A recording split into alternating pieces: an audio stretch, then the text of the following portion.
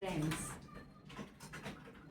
on the other side, always complain that adequate resources are not being extended to the states and union territories.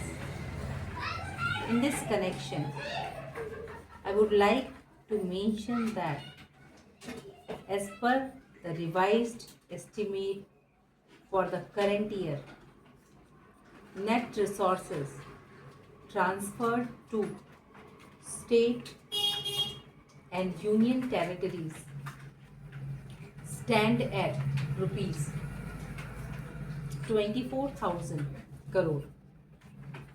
But as regards the budget estimate for the next year, rupees 26,000 crore are proposed to be transferred to state and union territories.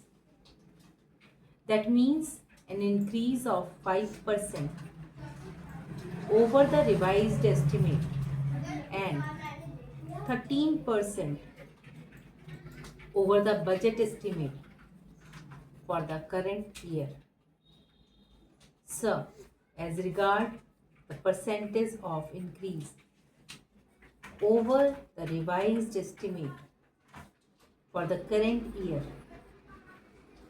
in defense, the increase in 8% in major subsidies, the increase is going to be 19% in social services, including education and health, etc.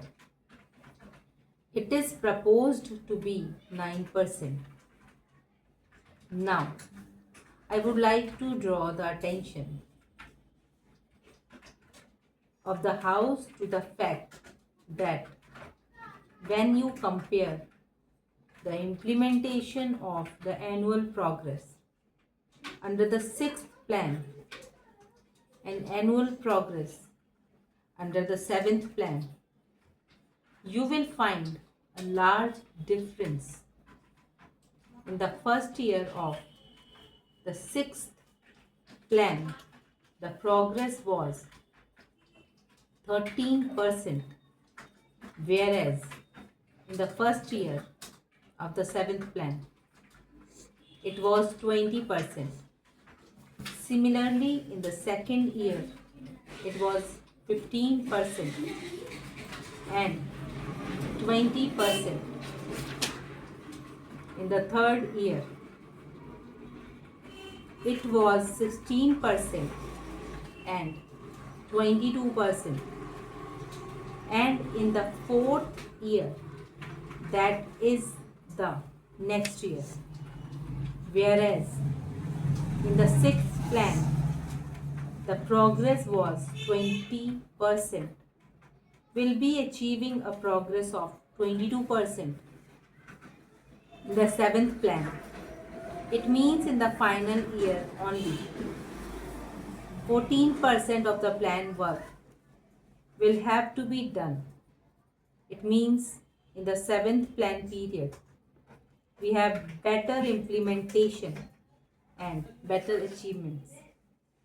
As regards central plan outlay by ministries and departments, I find that in agriculture, as regard budget estimate and revised estimate for the current year, there is an upward variation of 7% in agriculture, research and education.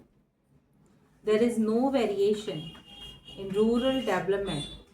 It is 5%, but in health, education, civil aviation, information and broadcasting